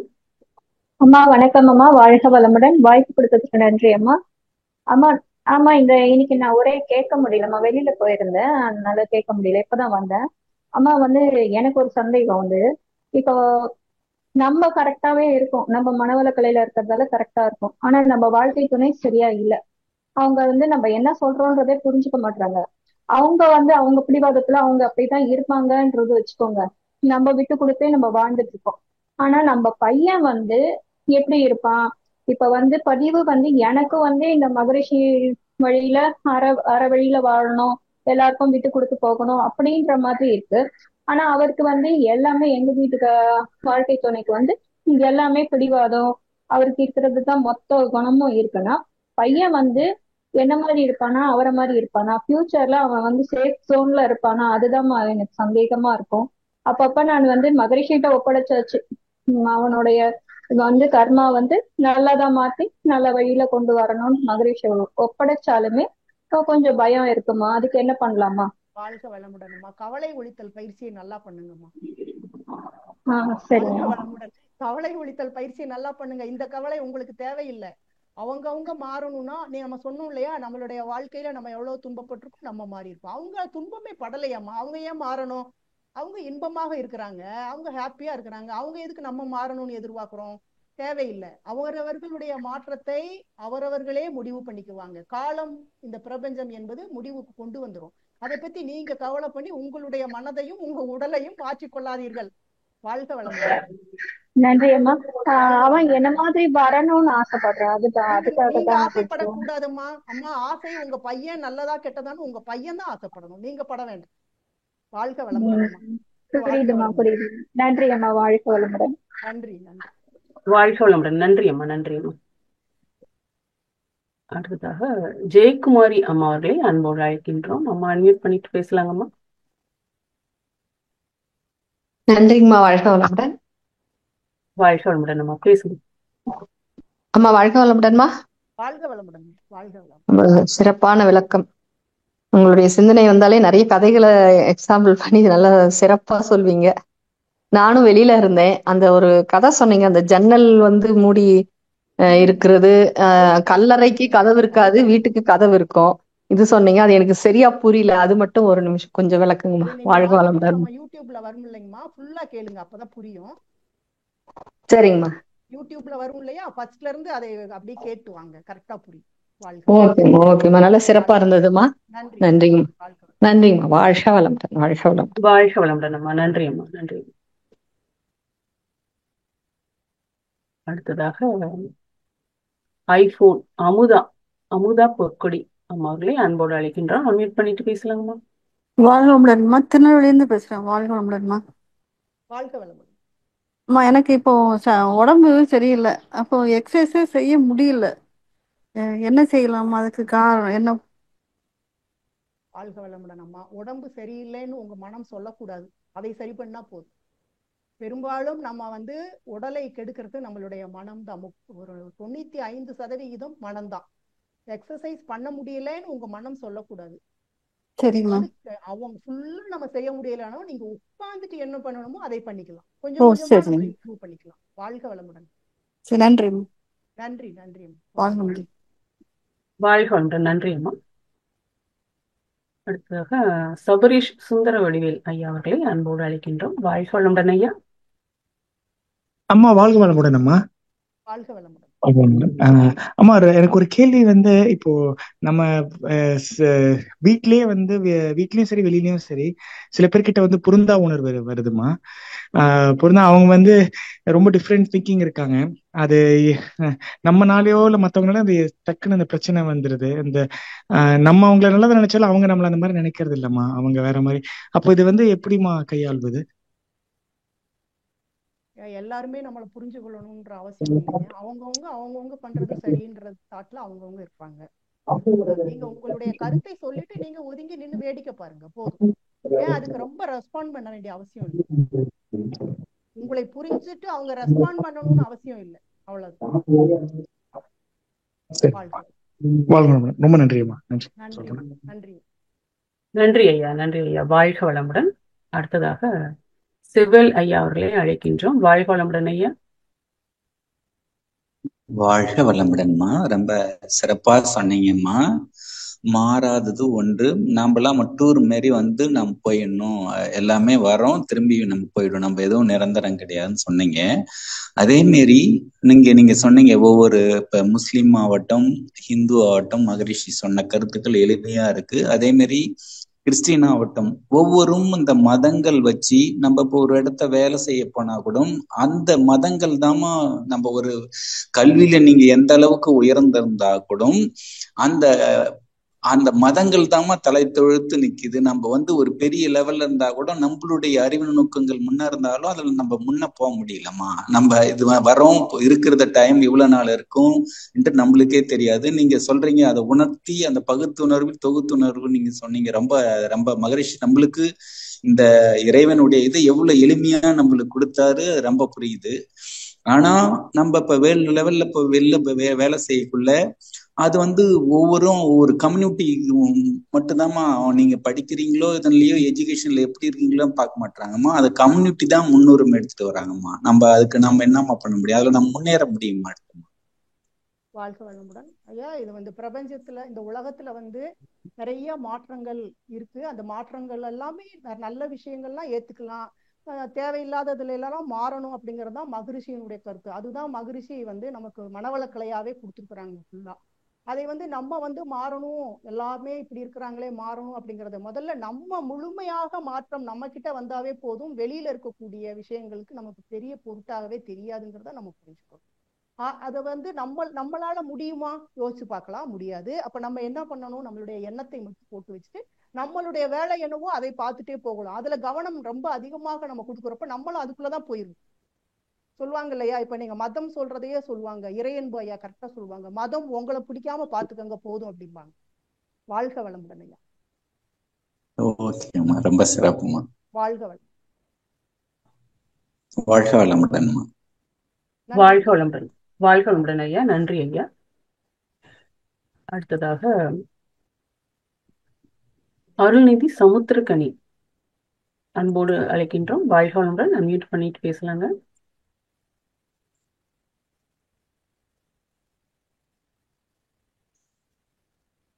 சமுத்திரக்கனி ஐயா பேசலாங்க ஐயா. வாழ்க வளமுடன் அம்மா. கேக்குதுங்களாம்மா? கேக்குதுங்க ஐயா. கொஞ்சம் சத்தமா பேசுங்க. வணக்கம். வாழ்க வளமுடன்மா. நான் விழுப்புரத்துல இருந்து பேசுறேம்மா. சமுத்திரக்கனி கேக்குதுங்களா? என்னுடைய வாழ்க வளமுடன்மா. உங்களுடைய ஸ்பீச் ரொம்ப ரொம்ப அற்புதமா, ரொம்ப அற்புதமா இருக்கு, ரொம்ப அற்புதம். எனக்கு என்ன சந்தேகம்னா, இப்போ நீங்க அந்த நடுநிலைமைங்கிறது வந்து பாத்தீங்கன்னா காலத்தை கடந்த நிலைன்னு சொன்னீங்க. அதை பத்தி கொஞ்சம் விளக்கமா சொல்லுங்களாம்மா. இல்லைங்க, நடுவு நிலைமை அப்படின்னா சமநிலையில நம்ம இருக்கணும். அதாவது எது வந்தாலும் எது வரலைன்னாலும் நம்ம அப்படி சமநிலையில இருக்கணும். கஷ்டமோ நஷ்டமோ அது வாட்டுக்கு நம்ம சமநிலையில இருக்கப்போ இன்பமும் நம்மளை வந்து ரொம்ப ஆகா ஓகோன்னு பண்ணாது, துன்பமும் நம்மளை கஷ்டப்படுத்தாது. எல்லாமே வரும். நம்ம முதல்ல என்னன்னா நம்ம என்ன செஞ்சோமோ அதற்கு தான் விளைவு வரும். நம்ம செய்யலையா, ஏதோ ஒரு காலத்துல செஞ்சிருப்போம், அதற்கு தகுந்த மாதிரி வருது அப்படின்னு பேலன்ஸ் பண்ணி இருக்கிறப்போ நமக்கு எந்த பிரச்சனையும் நம்மளுக்குள்ள தாக்காது. அவ்வளவு. வாழ்க வளம். நம்ம அதாவது காலத்தை கடந்த நிலைன்னு சொன்னீங்களே, அதுக்காக கேட்கிறோமா? அது காலத்தை கடந்த நிலைன்னா ஒண்ணும் இல்லைங்க. காலம் வந்து இப்போ நீண்டு போறதும் தெரியாது, காலம் குறுகி போனதும் தெரியாது, சமநிலையில நம்ம இருக்கும். அப்ப என்னன்னா நம்ம ஏற்கனவே அதை நான் சொன்னோம் இல்லையா, நம்ம மகிழ்ச்சியாக இருக்கிறப்போ என்ன பண்ணுவோம், காலம் சீக்கிரமா போற மாதிரி. சோம்பேறித்தனமா இருக்கிறப்போ என்ன ஆகும்னா காலம் போகவே போகாது. அப்ப ரெண்டு கேரக்டரும் நம்ம கிட்ட வேண்டாமே. மகிழ்ச்சி அத்தனை சொல்லுவாங்க, அமைதியா இருங்க, அதான் சமநிலை. ஓ, ஓகே. வாழ்க நன்றிம்மா. வளம். வாழ்க வளம். வாழ்க வளம். வாழ்க வளமுடன். நன்றி ஐயா. அடுத்ததாக கலைமதி அம்மா அவர்களை அன்போடு அழைக்கின்றோம். வாழ்க வளமுடன் அம்மா. அம்மா வணக்கம் அம்மா. வாழ்க வளமுடன். வாழ்க வளம். அம்மா, இப்போ வந்து சில பேருக்கு சில இழப்பு நல்லவங்களுக்கு ரொம்ப துன்பத்தை கொடுக்குதுமா. அதுவே வந்து பணம் மோட்டிவேஷன்ல அதுல இருக்கிறவங்க அவங்க சொந்த பிள்ளையை இழந்தா கூட அது அவங்க ஒரு பெருசா பொருட்டா நினைக்காம சாதாரணமா அதுல இருந்து வெளியே வந்துடுறாங்க, அவங்க எப்பயும் போல இருக்கிறாங்க. ஆனா இதுவே ஒரு நல்ல ஃபேமிலியா இருக்கிறவங்க அவங்களுக்கு அந்த இழப்பு வந்து தாங்க முடியாத துன்பத்தை கொடுக்குதேம்மா. இது எப்படிம்மா நம்ம எடுத்துக்கிறது? வாழ்க வளமுடன். இப்ப வந்து இழப்பு என்பது எல்லாருக்கும் ஒரே தாங்க. இழப்பு என்பது ஒண்ணுதான். அவங்க எப்படி ஏத்துக்கிறாங்கிறத பொறுத்து நீங்க சொல்றீங்க இருக்கு. ஆனா நீங்க என்ன கேக்குறீங்கன்னா, பணக்காரங்க அப்படி இப்படி இருக்கிறவங்க நல்லா இருக்கிற மாதிரி தெரியுது, அவங்க வர்ற இழப்பு வந்து பெருசா பண்ணிக்கிறது இல்லை அப்படின்னா நமக்கு காமிச்சுக்கிறது இல்லை. அவங்களுக்குள்ள என்ன இருக்குன்னு நம்ம போய் பார்த்தோமா? ஓகே, வெளியில காமிக்கிறோம் அப்படிங்கிறத பொறுத்து நமக்கு எல்லா பிரச்சனைகளும் நமக்கு தான் இல்ல, அவங்கெல்லாம் வந்து எதையுமே பெருசா எடுத்துக்கிறது இல்லை அப்படின்றதெல்லாம் கிடையாது. அவங்களுடைய மனம் அப்படி இருக்கு, எல்லாத்தையும் டேக் இட் ஈஸியா எடுத்துட்டு போறாங்க. இன்னைக்கு பணம் வரும் நாளைக்கு போகும் அப்படிங்கிற தாட் அவங்களுக்கு இருக்கலாம் இல்லையா? அந்த மாதிரி பாசிட்டிவா கூட நம்ம எடுத்துட்டு போகலாம். ஆனா இழப்பு என்பது எல்லாருக்கும் உள்ள இருக்கதாங்க செய்யும். இப்ப நான் வந்து வீட்டுக்குள்ள நம்ம ஒரு சண்டை போட்டுட்டு இருக்கிறோம்னு வைங்க. ஒரு உதாரணத்துக்கு, நம்ம வீட்டுல ஒரு சண்டை, வெளியில போய் நிக்கிறோம், நமக்கு தெரிஞ்சவங்க யாரோ ஒருத்தவங்க வர்றாங்க, அதனால சிரிச்சு சிரிச்சு பேசுறோம். இப்ப வீட்டுக்குள்ள சண்டை இல்லைன்னு அர்த்தமா? யோசிச்சு பாருங்க. நம்ம வெளியில காமிக்க முடியாது ஏன், ஆனா உள்ளுக்குள்ள எனக்கு இருக்கும். ஒரு சிலர் என்னப்பாங்க, எவ்வளோ பெரிய ப்ராப்ளம் வந்தாலும் இதை பெருசா எடுத்துக்காம கேஷுவலா போறவங்களும் இருக்காங்க. நம்ம அவங்களுக்கு என்ன சொல்லுவோம், உணர்ச்சியே இல்லைம்போ. ஓகே, அதை பத்தியெல்லாம் நம்ம பெருசா எடுத்துக்கணும்னு அவசியம் இல்லைம்மா. அவங்களுக்கு இழப்பு என்பது எல்லாருக்கும் ஒரே விதமான இழப்பு தான். அவங்க அதை இழப்புக்குள்ளேயே உட்கார்ந்துட்டே இருக்கக்கூடாதுன்னு நம்ம பழகுறது. எதுவும் நிலை இல்லைங்கிறப்ப அதை தாண்டி நம்ம வெளியில வரணும் இல்லையா? இப்ப அதைத்தான் நம்ம கத்துக்கணும். வாழ்க வளம். ரொம்ப நன்றிங்கம்மா, தெளிவான விளக்கம் அம்மா. வாழ்க வளம். வாழ்க வளமுடன். நன்றி அம்மா. நன்றி. வாழ்க வளமுடன். வேற யாருக்கும் அன்பர்களுக்கு கேள்வி இருந்தா ஹேண்ட் ரைஸ் பண்ணி கேள்வி கேட்டு அம்மாவிடம் தெளிவுபடுத்திக் கொள்ளலாம். அதற்கு முன்னதாக ஒரு சிறிய அறிவிப்பு, அதனை தொடர்ந்து நாம் கேள்வி பதில் நிகழ்ச்சி செல்லலாம். ஆழியாறு அறிவு திருக்கோயிலில் பிப்ரவரி மாதம் முதல் வாரம் நடைபெறவுள்ள நிகழ்ச்சிகள் பற்றிய அறிவிப்புகள். வேதாத்திரிய குருகுல கல்வி ஜனவரி 20 முதல் பிப்ரவரி 28 வரை நடைபெற உள்ளது. அன்பர்களின் எண்ணிக்கை 30. பயிற்சி நடைபெறும் இடம் அன்பரங்கம். ஆரோக்கிய மேம்பாட்டு ஆராய்ச்சி முகாம் ஜனவரி 24 முதல் பிப்ரவரி 22 வரை நடைபெற உள்ளது. 40 அன்பர்கள் கலந்து கொள்கிறார்கள். அறிவரங்கம் 2 நடைபெறுகிறது. மௌனம் பேராசிரியர் KR கோதண்டராமன் சென்னையிலிருந்து வருகை புரிந்து மௌனம் நடத்தி தர இருக்கிறார்கள். ஜனவரி 27 பிப்ரவரி 2 வரை 40 அன்பர்கள் கலந்து கொள்ளலாம். அறிவு திருக்கோயிலில் நடைபெற உள்ளது. முழுமைநல வாழ்விற்கு மனவளக்கலை யோகம் ஜனவரி 29 பிப்ரவரி 2 வரை நடைபெற உள்ளது. 70 அன்பர்கள் கலந்து கொள்ளலாம். அறிவரங்கம் 1 நடைபெற உள்ளது. ஸ்கை வெல்னஸ் புரோகிராம் ஜனவரி 29 முதல் பிப்ரவரி 19 வரை நடைபெற உள்ளது. 20 அன்பர்கள் கலந்து கொள்ளலாம். அறிவரங்கம் 1 நடைபெறுகிறது.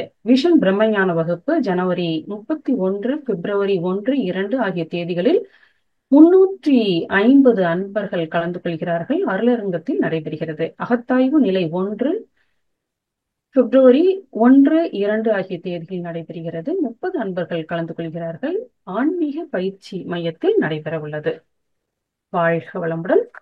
அன்பர்களுக்கு கேள்வி ஏதேனும் இருந்தால் இன்னும் தொடர்ந்து கேள்வி பதில் நிகழ்ச்சி தொடர்ந்து செல்லலாம். அன்பர்களுக்கு கேள்விகள் இருந்தால் கைகளை உயர்த்தி அம்மாவிடம் கேள்விகளை கேட்டு தெளிவுபடுத்திக் கொள்ளலாம். வாழ்க வளமுடன்.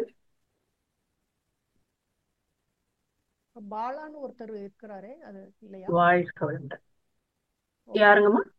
எனக்கு யாரோ தெரிஞ்ச மாதிரி இருந்தது. இல்ல, சாந்தி கண்ணன். சாந்தி கண்ணன் அம்மா வந்து ஹேண்ட் ரைஸ் பண்ணிருக்காங்க. வாழ்க வளமுடன் அம்மா. வாழ்க வளமுடன் அம்மா. வாழ்க வளமுடன். என்னோட கேள்விமா, வீட்டுல கொஞ்சம் பெரியவங்க இருக்காங்க, அவங்களாவே எல்லார்ட்டையும் போன் பண்ணி தொந்தரவு பண்ணி பேசிக்கிட்டே இருக்க மாதிரி இருக்கு. அது எனக்கே ஒரு மாதிரி ஏன் இப்ப பண்றாங்க அப்படின்னு ஒரு ஃபீல் ஆகுதுமா. ஒண்ணு டிவி பாக்குறாங்க, இல்லைன்னா எடுத்து எல்லார்ட்டையும் பேசிட்டு இருக்காங்க. நானும் நினைப்பேன், அவங்களுக்கு வேலை இருக்கோ இல்லையோ டெய்லி அவங்க பேசுறாங்களே அப்படின்னு நான் ஃபீல் பண்ணுவேன். அதுக்கு நான் எப்படிமா அவங்களை மாத்துறது? வாழ்க வளமுடன்மா. 2 புலன்களை கொஞ்சம் க்ளோஸ் பண்ணிக்கணும். வாழ்க வளமுடன். என்ன பண்ணணும்னா பஞ்சேந்திரிய தவம் பண்ணணும். நம்ம தவத்துக்குள்ளதானே போவோம். அதாவது நம்மளுக்கு எந்த லிமிட்டோ அந்த லிமிட்டோட அந்த இடத்த விட்டு கடந்து போயிடும். அவ்வளவுதான். ஏன்னா யாரையுமே மாத்த முடியாது. இப்படிதான் இருக்கணும், நீங்க என்னை பத்தி பேசுறீங்க அப்படிங்கிறது ஒரு வேளைக்கு கணிப்பு தவறுன்னு நினைச்சிட்டு போகணும் ஒண்ணு. அப்படி இல்லைன்னா கணிப்பு கரெக்ட் தான் அப்படின்னா அந்த இடத்துல இருந்தா நமக்கு கஷ்டம் வருதுன்னா அந்த இடத்த மாத்திக்கணும். சரிம்மா சரிம்மா, அப்படிதான் செஞ்சிட்டு இருக்கேன். அதுதான், அதை அப்படியே ஃபாலோ பண்ணுங்க. வாழ்க வளமுடன். வாழ்க வளமுடன். நன்றி அம்மா. வாழ்க வளமுடன். வாழ்க வளமுடன் அம்மா. நன்றி அம்மா. அம்மா, ஒரு அன்பர் வந்து சாட் பாக்ஸ்ல ஒரு கேள்வி கேட்டிருக்காங்கம்மா. சைவ உணவின் அவசியம் என்ன அப்படின்னு சொல்லி கேட்டிருக்காங்க. அவங்க வந்து அந்த கேள்வி அடிக்கடி அவங்க கேக்குறாங்க. அவங்களுக்கு இன்னும் தெளிவு கிடைக்கல போல இருக்கு. ஏற்கனவே இது மாதிரி கேட்டிருக்காங்க. சரி சரி சரி சரி சரி. வாழ்க வளமுடன். நன்றி அம்மா. அம்மா இதோட நிறைவு செய்துக்கலாமாம்மா? பண்ணிக்கலாம். வாழ்க வளமுடன் அம்மா. மிக்க நன்றி அம்மா. வாழ்க வளமுடன் அம்மா. நம் கடமை அறவாழ்வின் நாட்டத்தே